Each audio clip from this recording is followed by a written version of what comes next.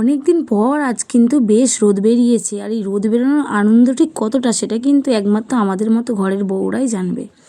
তো hi hello everyone, আমি সুপর্ণা নিয়ে চলে এলাম আরও একটা সুন্দর ভিডিও। তো রোদ বেরোনোর কথা কেন বললাম, চলো আগে তোমাদের সেটা বলি। কারণ এই যখন জামা কাপড় শোকায় না, রোজের বৃষ্টি হয়, জামা কাপড় বারবার তোলা আবার রোদে দেওয়া, এগুলো করতে যে কতটা ঠিক বিরক্ত লাগে সেটা কিন্তু আমরাই বুঝবো, ছেলেরা কিন্তু বুঝবে না। তো যাই হোক, আজকে রোদ বেরিয়েছে আর আমাকে অনেক কাচাকুচি করতেও হতো আজকে, যার কারণে কিন্তু সব কেচে দিয়েছিলাম। কেচে কিন্তু আমি দোতলায় মেলেও দিয়েছিলাম, কারণ মেঘলা করে এসেছিলো। তারপরে হঠাৎ দেখলাম বেশ রোদ বেরিয়েছে। আর আজ তো রবিবার, অনেক সকালে উঠে পড়েছি, আর উঠে কিন্তু সমস্ত কাচাকুচি করে নিয়েছি, কারণ আমি যাব বাবুকে নিয়ে আবার যোগার ক্লাসে। তো যার কারণে কিন্তু সমস্ত কাচাকুচি করে একেবারে ছাদে মেলে দিলাম। আর রোদ তো দেখে মনে হচ্ছে এখন আর বৃষ্টি আসবে না, তারপর আবার জানি না কি হবে, আকাশের তো কোনো ঠিক ঠিকানা নেই। তারপর স্নান করে পুজোটা আগে সেরে নিলাম, কারণ পুজো না সেরে তো যেতে পারবো না। কেন কেমন কেমন একটা লাগে, সকালবেলা পুজোটা না করলে না ভালো লাগে না। আর যেহেতু আমাকে ওখানে বসে থাকতে হবে, তার কারণে কিন্তু স্নান পুজোটা একেবারে করে রেখেই গেলাম।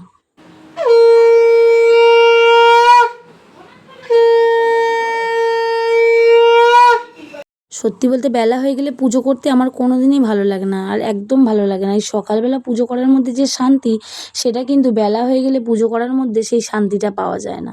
তার কারণেই কিন্তু আমি চেষ্টা করি সকাল সকাল স্নান করে পুজোটা কমপ্লিট করে নেওয়ার। তো যাই হোক, এদিকে বাবুকে রেডি করিয়ে দিয়েছি।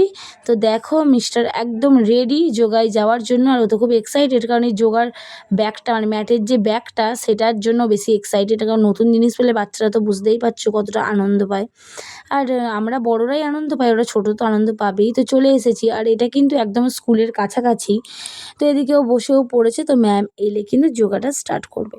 তো জানি না ওয়েদারটা কী হবে। তো ঘরে এসে দেখলাম মা কটা বিছানার চাদরগুলো তুলে রেখেছে। আমি তন্ময়কে ফোন করে বলে দিয়েছিলাম যেন তুলে রাখে, কারণ ওই যে আকাশে তো ঠিক ঠিকানা নেই, এই ভালো এই খারাপ, যার কারণে বলেছিলাম তুলে রাখো, নাহলে কিন্তু ভিজে গেলে খুব গায়ে লাগে। আর এত বড় বড় চাদর, যেহেতু 3খানা চাদর ছিল, আর আগের দিনেরও কিছু কাঁচা জামা কাপড় ছিল, সেগুলো তুলে না রাখলে ভিজে গেলে কিন্তু খুব বিরক্ত লাগবে।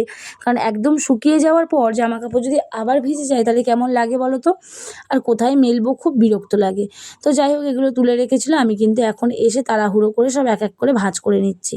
জামা কাপড় ভাঁজ না করলে আমার যেন ভালো লাগে না। আর এসে কিন্তু আমি একদম দম নিইনি, তাড়াতাড়ি ভাবলাম সব কাজগুলো করে নেওয়া যাক। আর যেহেতু বিছানার চাদরগুলো কেচে দিয়েছিলাম, তো তারপরে এসেই কিন্তু তাড়াহুড়ো করে আমি বিছানার চাদরটাও পেতে নিলাম। তো তারপরে চলে এলাম একদম রান্নায়।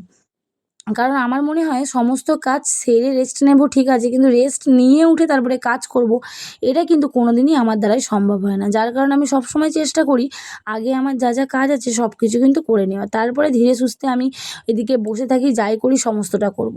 কিন্তু সমস্ত কাজ মেটানোর পর, তো সেই কারণেই আমি কিন্তু এসে এক ফোঁটা রেস্ট নিইনি। যা যা কাজ ছিল সব কিন্তু করে ফেলেছি, সাথে কিন্তু বাবুকে এদিকে স্নানটাও করিয়ে দিয়েছি। আর ও বাচ্চাদের স্নান করানো মানে জানো তো কত বিরক্তিকর ব্যাপার, এত বিরক্ত করে এরা বলার কথা নয়। তো যাই হোক, স্নান করে ওকে কিন্তু আমি এদিকে পড়তে বসিয়ে দেবো, কারণ পড়তে বসলে আর একমাত্র টিভি দেখলেই ও শান্ত থাকে। যেহেতু টিভি আমি ওকে এতক্ষণ দেখতে দেবো না, যার কারণেই কিন্তু আমি পড়াটা নিয়ে বসিয়ে রাখি। ও নড়ে নড়ে যেটুকু পারে করুক, তবু যে ও বসে থাকবে এটাই অনেক। তো যাই হোক, আমি ওকে স্নান করিয়ে এদিকে দেখো পড়তেও বসিয়ে দিয়েছি। তো ওকে পড়তে বসিয়ে দিয়ে আমি কিন্তু আবার এদিকে চলে এসেছি রান্নার কাজে। তো যেটুকু রান্না বাকি আছে সেটুকু করে নেবো। কিছুটা তো ওকে স্নান করাবার আগেই করে নিয়েছিলাম, আর কিছুটা বাকি ছিল। আর সত্যি বলতে কোথাও গিয়েই 1-1.5 ঘন্টা বসে থাকলে দেরি হয়ে যায়, কিন্তু কিছু করার নেই।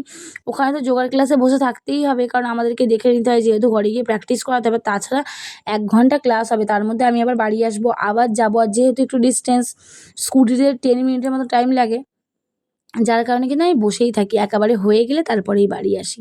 তো যাই হোক, তারপরে কিন্তু এদিকে আমি বাবুকে ভাতও বেড়ে নিচ্ছি খাওয়াবো বলে, কারণ ও অনেকটা দুপুর হয়ে গেছে, ওকে এবার টাইম টু টাইম না খাওয়ালে বাচ্চাদের ব্যাপার বুঝতেই পারছো। তো যাই হোক, ওকে খাইয়ে দিয়েছিলাম। আর যেহেতু সানডে ছিল, তো আমরা কিন্তু সন্ধ্যের দিকে একটু ঘুরতেও বেরিয়ে গিয়েছিলাম। তো এই দেখো ভুট্টা, কত বছর পরে যে ভুট্টা খাচ্ছি তার ঠিক নেই। আসলে আমি পরের দিন সোমবার করব, যার কারণে আমার নিরামিষ, আর নিরামিষে কী খাবো বলো, যার কারণে একটু ভুট্টাই খেয়ে নিচ্ছিলাম। তো আমি খেলাম এদিকে, আর এদিকে দাদাটাও খাচ্ছিল, দাদার ওয়াইফ। তো আমরা তো জানো, সব তোমরা যারা আমার ভিডিও দেখো তারা জানো আমরা কিন্তু এই কজনই একসাথে ঘুরতে আসি, খুব মজা হয় একসাথে।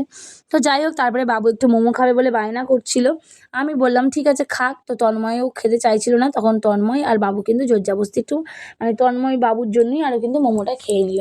তো ওরা দুজনে মোমো খাচ্ছিল, আর এদিকে কিন্তু মৌমিতাও মোমো খাচ্ছিল, আর আমি কিন্তু শুধু ওই ভুট্টাটাই খেয়েছিলাম আর কিন্তু ফেরার পথে আইসক্রিম খেয়েছিলাম। তো যাই হোক অনেক দিন পর ঘুরতে বেরিয়ে বেশ ভালো লাগলো। আসলে সারা সপ্তাহ ঘরের ভিতর থাকি, তাই মনে হয় যে সপ্তাহে কোনো একটা দিন যদি এভাবে একটু সময় কাটানো যায় বেশ ভালো হয়। তো সেই মতো আমরা ঘুরতে বেরিয়ে পড়েছিলাম। তো যাই হোক এই যে এদিকে আমি আইসক্রিম খাচ্ছি আর বাবুকে কিন্তু একদম আইসক্রিম দিইনি, কারণ ওর ঠিক শরীরটা ভালো নেই জানো তো। তো যাই হোক তন্ময় সেরকম একটা আইসক্রিম খেতে চায় না, ও খায়নি, তো আমরা ৩ জনেই আইসক্রিম খেয়ে নিয়েছিলাম, দাদা, দাদার ওয়াইফ আর আমি। আর বাবুকে তো দিইনি আগেই বললাম। আর এই যে অনেকটা ঘুরিয়ে, ঘুরিয়ে আমরা কিন্তু বাড়ি যাচ্ছিলাম। বেশ ভালো লাগছিলো জানো তো, ওয়েদারটাও খুব সুন্দর ছিল। কিন্তু মুশকিল হয়েছিল তার পরের দিন জ্বর এসে গেছিলো বাবুর, তন্ময়ের দুজনেরই জ্বর এসে গিয়েছিলো।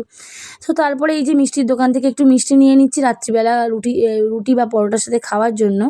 তো যাই হোক বন্ধুরা, ভিডিওটা কেমন লাগলো তোমরা কমেন্ট করে জানিও। টাটা।